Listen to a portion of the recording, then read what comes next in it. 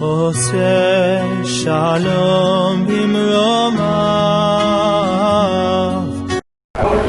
Shabbat Shalom לכולם, Shabbat Shalom a todos y cada uno de ustedes, queridos hermanos, que nos ven, que nos escuchan, no solamente en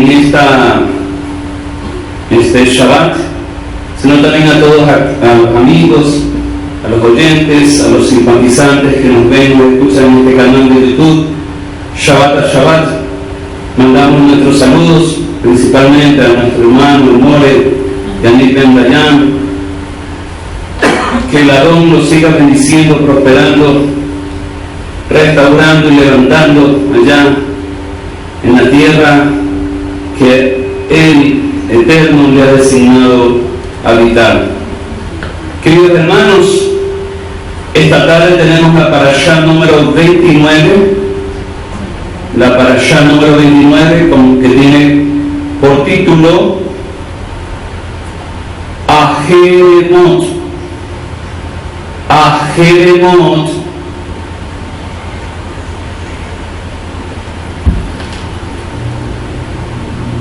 o como también aparecen en otros textos, Aharaei Mot. Aharaei separadito, Mot.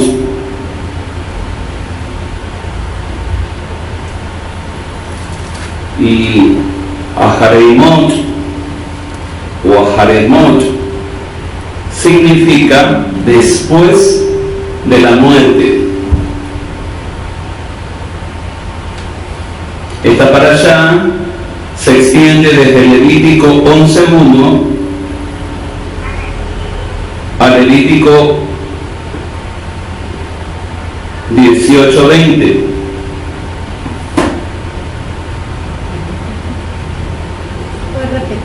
Claro, Levítico 16:1 a Levítico 18:20.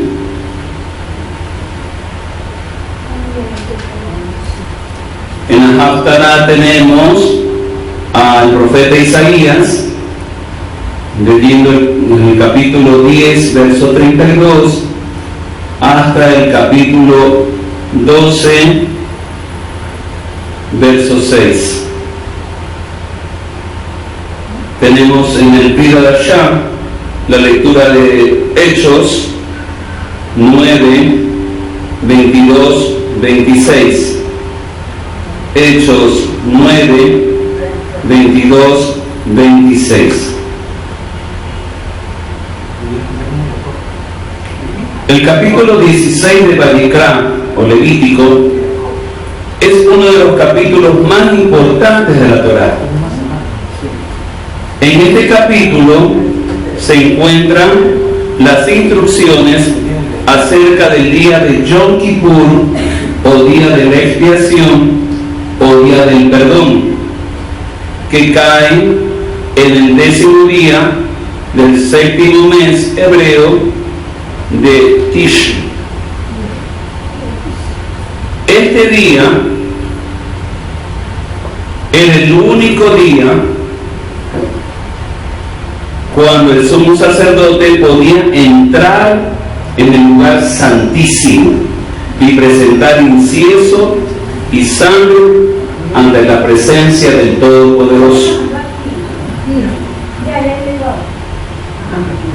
El propósito de este acto es hacer una limpieza general de los pecados y las impurezas de los hijos de Israel. Este día es también el día cuando el pueblo muestra cómo el hombre puede reconciliarse con él. Es el gran día de la reconciliación.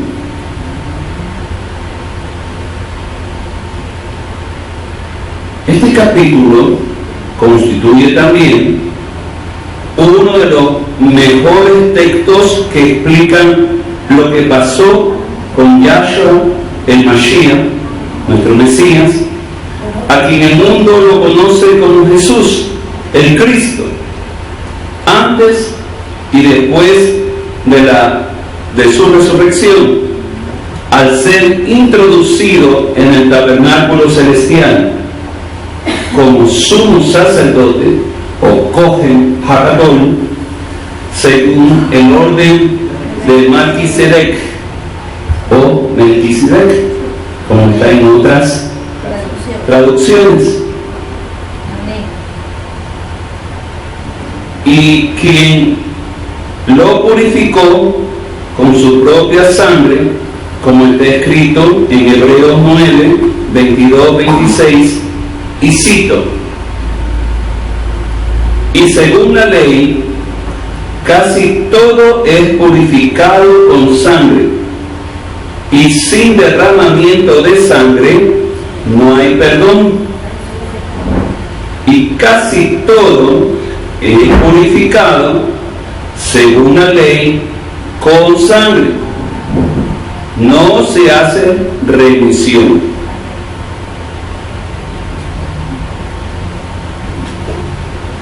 Por tanto, fue necesario que las copias de las cosas en los cielos fueran purificadas de esta manera, pero las cosas celestiales mismas con mejores sacrificios que esto.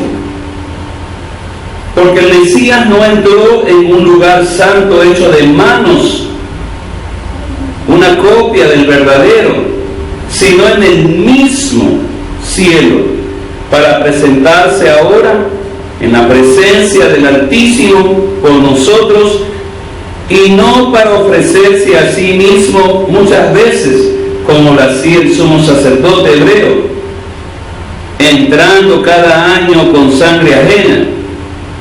De otra manera, hubiera sido necesario a Yahshua sufrir muchas veces desde la fundación del mundo. Pero ahora, una sola vez en la consumación de los siglos, se ha manifestado para destruir el pecado por el sacrificio de sí mismo. Pesach está íntimamente conectado con Yom Kippur. De la misma manera, la muerte y resurrección del Mesías Yahshua, que resucitó, que sucedió en Pesach, Yahshua, como Cohen Hagadol, sumo sacerdote, ha entrado en el lugar santísimo en el cielo y se ha quedado casi 2000 años. Y como el sumo sacerdote que entró en el lugar santísimo del tabernáculo terrenal, saliendo después para bendecir al pueblo, así también Yahshua saldrá del lugar santísimo para bendecir a los hijos de Israel y regresará, bendecir a los hijos de Israel y al mundo entero. Yahshua ha cumplido solo la mitad del culto de Yom Kippur y regresará a la tierra para cumplir el resto, como está escrito en Hebreos 9, 27 y 28. Y así como está decretado que los hombres mueran una sola vez y después de esto el juicio, así también el Mesías, habiendo sido ofrecido una vez para llevar los pecados de muchos, aparecerá por segunda vez sin relación con el pecado para salvación de los que ansiosamente lo esperan. Amén. Por esta razón,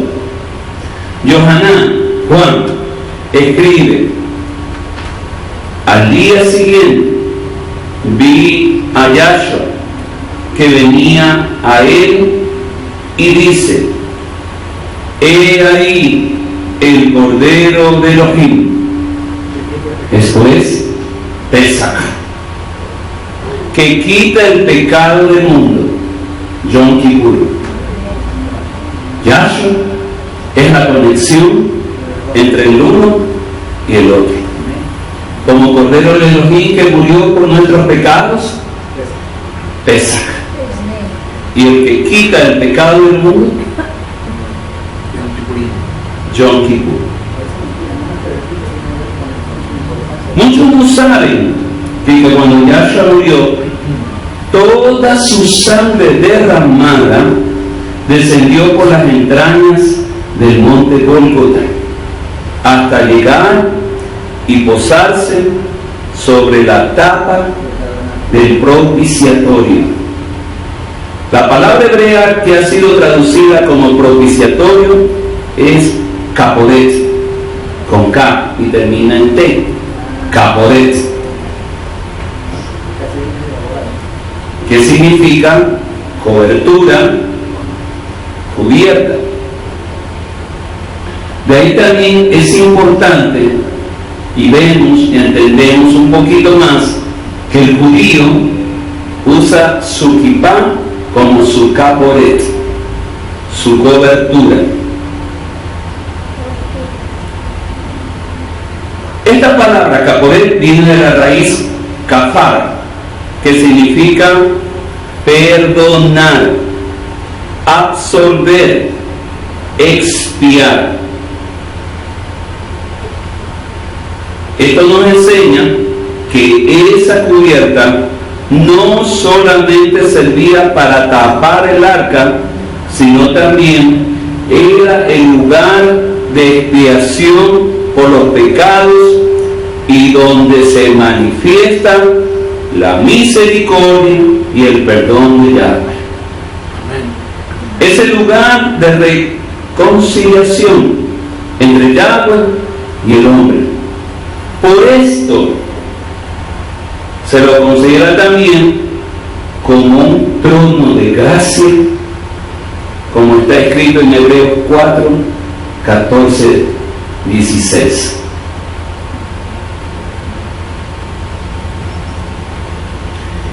En muchas enseñanzas, en muchos videos, el Arca de la Alianza es mostrada también como un trono.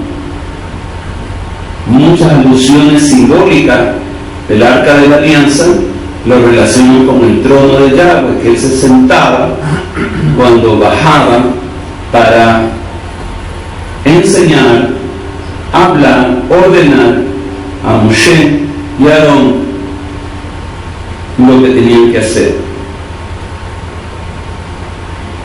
El propiciatorio existe en 3 niveles. Anótenlo. El primer nivel, en el tabernáculo y templo terrenales. En el tabernáculo y templo terrenales.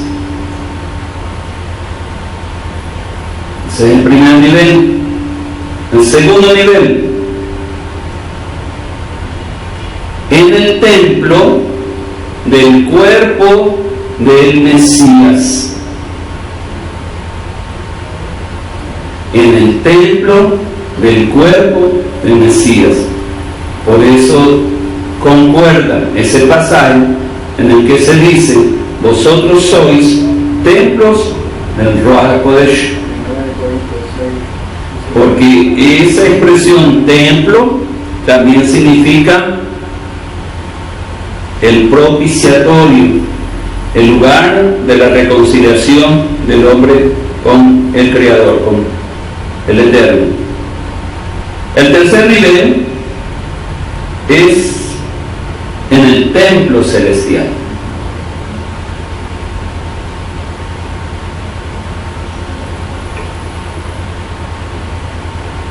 En esta parashá nos encontramos en el capítulo 16 con un ritual muy especial que debe hacerse en Yom Kippur: el sacrificio de los 2 cabritos o chivos, como lo conocemos nosotros, que debían ser idénticos en apariencia, en altura y precio,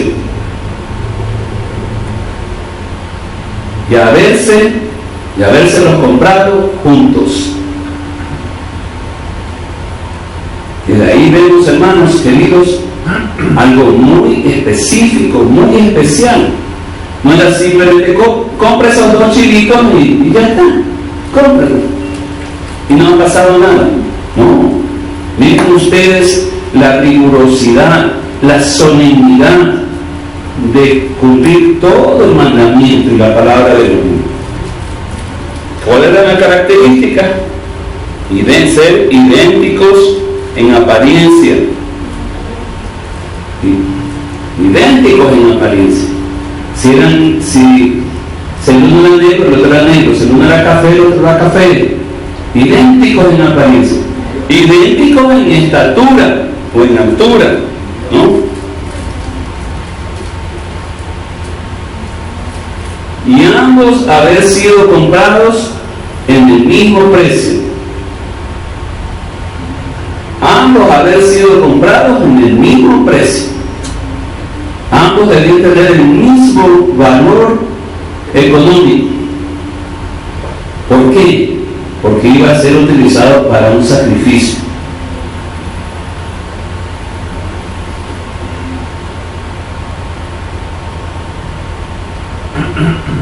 Levítico 16:8 dice: y pondrá a Aarón sobre los 2 cabritos suertes, una suerte para el Eterno y una suerte para Azazel. Este chivo Azazel es conocido popularmente como el chivo expiatorio, expresión que se representa a todos aquellos hombres y mujeres y pueblos enteros inclusive, sobre los que siendo inocentes, como lo es el cabrito del ritual, se deja sobre ellos o se imputa a ellos los errores ajenos, los pecados de otros. Ahora bien, ¿qué o quién era Azazel? Anota. ¿Qué o quién era Azazel? Algunos autores consideran que Azazel era un lugar, mientras que otros opinan que se trataba de una deidad menor, o mejor dicho aún, de un demonio. Rashi, un connotado comentarista judío, menciona que Azazel era una montaña fuerte y dura, con una cima alta, desde donde era precipitado el cabrito al vacío, al abismo. Sin embargo, otros comentaristas discrepan en torno a lo que menciona Levítico 17:7, dado que la Torá nos sorprende con un extraño precepto, y cito: y no sacrificarán más sus ofrendas a los seirim, a los cuales siguen tras ellos. ¿Qué era esto? Seirim eran deidades o dioses con formas de cabrito, que tanto los cananeos como los israelitas primitivos ofrecían como culto a la fertilidad, a las lluvias, y así atraer prósperas cosechas. A medida que el monoteísmo excluía estas prácticas, los líderes espirituales de Israel empiezan a asociarlas con el culto a lo oscuro. En Isaías encontramos otra referencia a los Seirim. Isaías 13, versículo 21,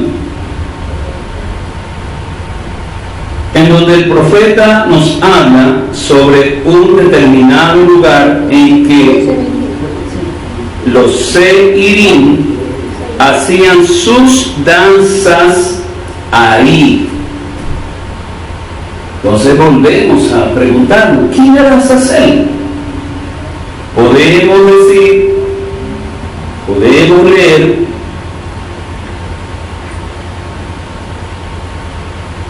Azazel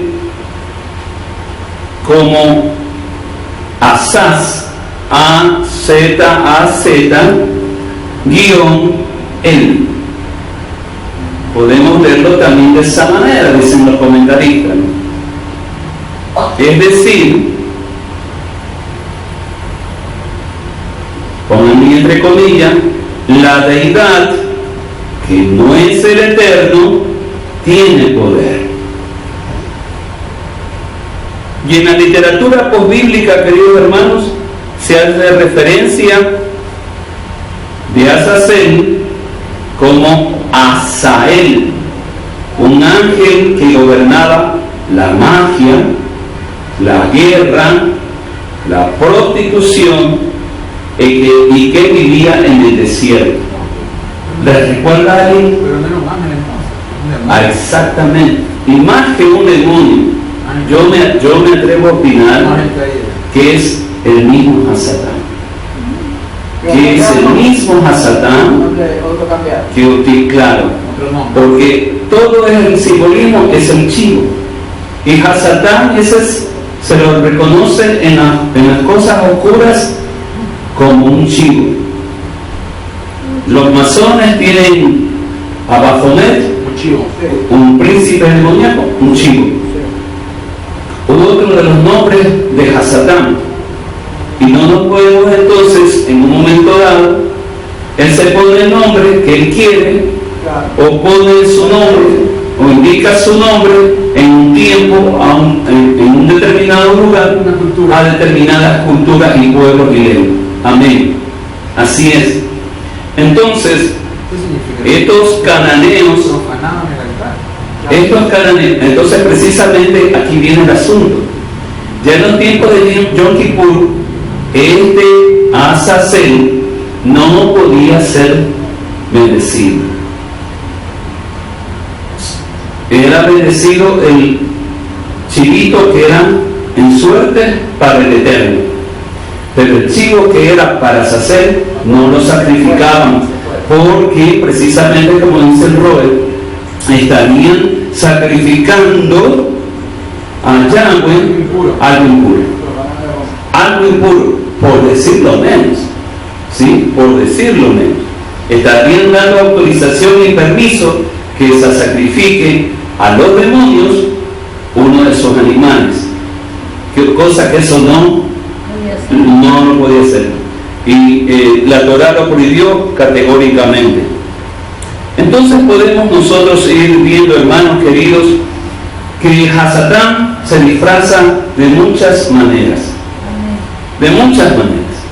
pero ahora ya está más descubierto, porque en unas cosas dice la serpiente antigua, en la otra dice el dragón, en la otra muestra un chivo, en la otra cómo él se manifiesta, como él quiere. ¿Qué es lo importante? Lo importante aquí es que nosotros no debemos sacrificar a los demonios, no debemos sacrificar. Y San Pablo, Shaul, decía lo propio, porque había en los tiempos de él muchos creyentes que les faltaba sabiduría, les faltaba Torah, y sí sacrificaban a los demonios. ¿Por qué creían que era algo bueno? Y esa carne que sacrificaban a los demonios la consumían. Ellos pensaban que ya ellos no les iba a tocar o no iba a haber nada importante comer una carne sacrificada a los demonios, porque ellos ya estaban con Yahshua, ellos ya estaban con la doctrina del Mesías, con la enseñanza de Shaul. Pero Shaul les reprendió y les dijo: no deben comer carne sacrificada a los ídolos.